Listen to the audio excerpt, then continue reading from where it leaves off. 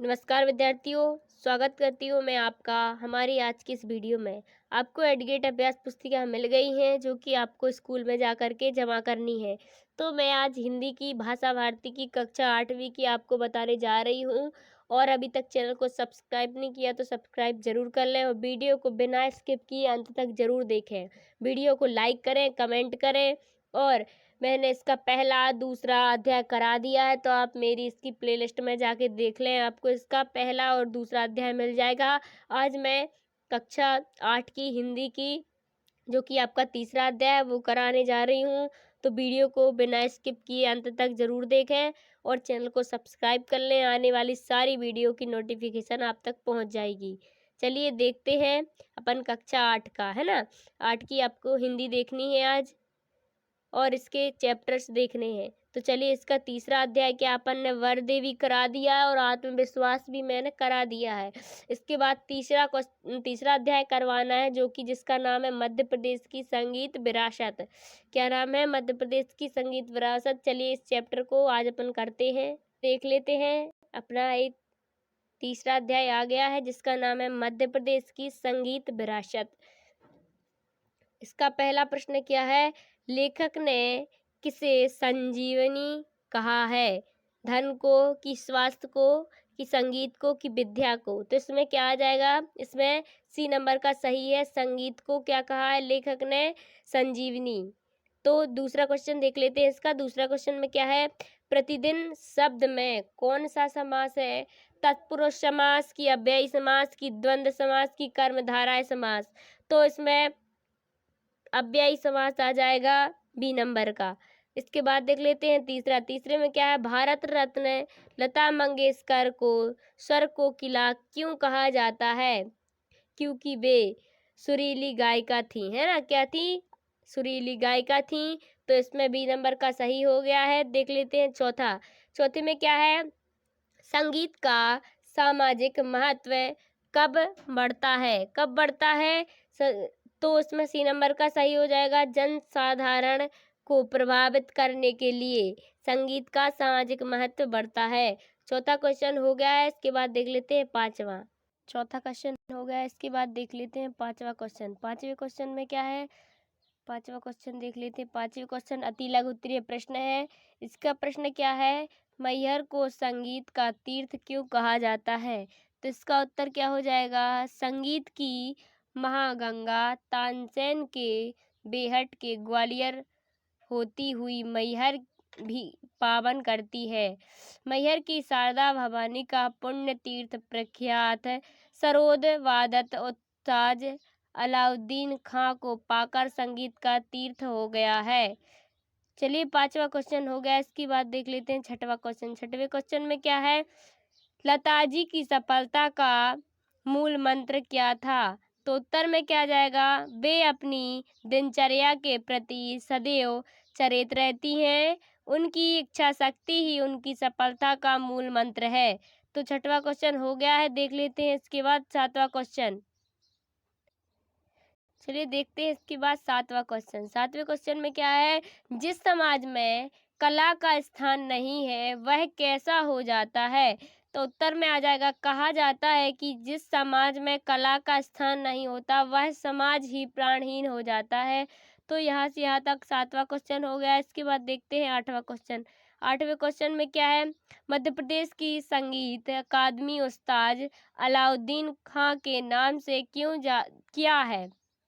तो मैहर की शारदा भवानी का पुण्य तीर्थ प्रख्यात सरोद वादक उस्ताद अलाउद्दीन खां को पाकर संगीत का तीर्थ बन गया।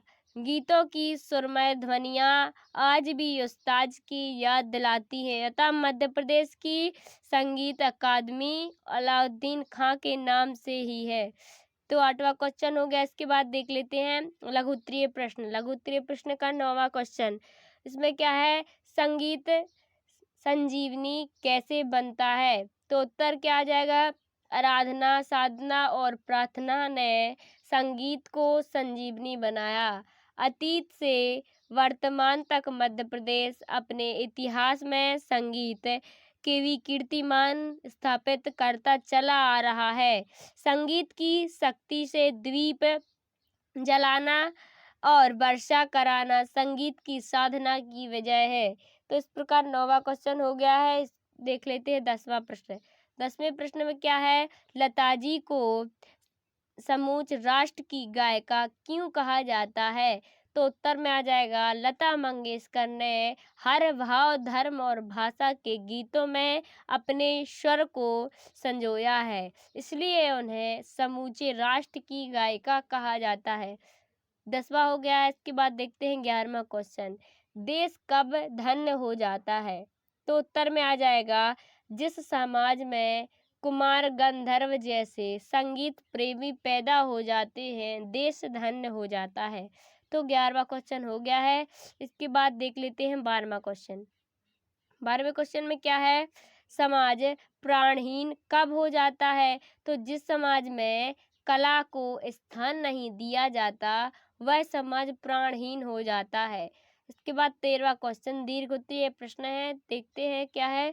संगीत की महिमा को अपने शब्दों में लिखिए। तो इसका उत्तर क्या हो जाएगा? संगीत मनुष्य के शून्य जीवन में आनंद का संचार है करता है। साधन के क्षेत्र में भी संगीत की अपनी महत्ता है। भजन कीर्तन आदि में संगीत के द्वारा हम पूर्ण रूप से भक्ति में रम जाते हैं। सुख हो या दुख, संगीत हमारा सदैव साथ देता है। संगीत जीवन का आनंद है, वह जीवन के प्रत्येक भाव को स्पर्श करता है। संगीत की मधुरता व्यक्ति को आत्मिक शांति प्रदान करती है। इस प्रकार संगीत की महिमा अनंत है। चलिए 13वां क्वेश्चन हो गया है। इसके बाद लास्ट क्वेश्चन 14वां है, तो देख लेते हैं क्या है। मध्य प्रदेश के जुड़े किसी एक संगीतकार के बारे में कम से कम 10 पंक्तियां लिखिए। तो उत्तर में क्या लिखना है? 16वीं सदी के महान गायक तानसेन का जन्म ग्वालियर के पास स्थित बेहट ग्राम में हुआ था। कहाँ हुआ था? बेहट ग्राम में हुआ था। स्वामी हरिदास उनके गुरु थे। मध्यकालीन भारत में संगीत की अनूठी परंपरा रही।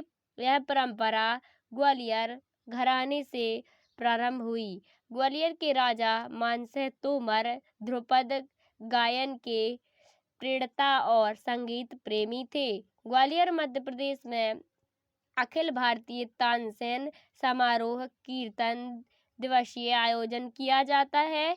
यह आयोजन संयुक्त रूप से समाधि स्थल ग्वालियर और उनके जन्म स्थल बेहट में किया जाता है। तानसेन तानसेन संगीत की दुनिया के सम्राट कहे जाते हैं। शास्त्रीय संगीत के क्षेत्र में दरबारी, तोड़ी, मियाँ मल्हार और मियाँ की सारंग आदि अनेक राग रागनियों की रचना तानसेन ने ही की थी। तानसेन ने संगीत की जो तान छेड़ी, वह आज भी हमारी धड़कन में बसी है। उनकी उपलब्धियां सृजन यश के रूप में आज भी जीवित हैं। चलिए 14 क्वेश्चन हो गया है। इसी के साथ मिलते हैं नेक्स्ट वीडियो में। तब तक के लिए थैंक यू, धन्यवाद।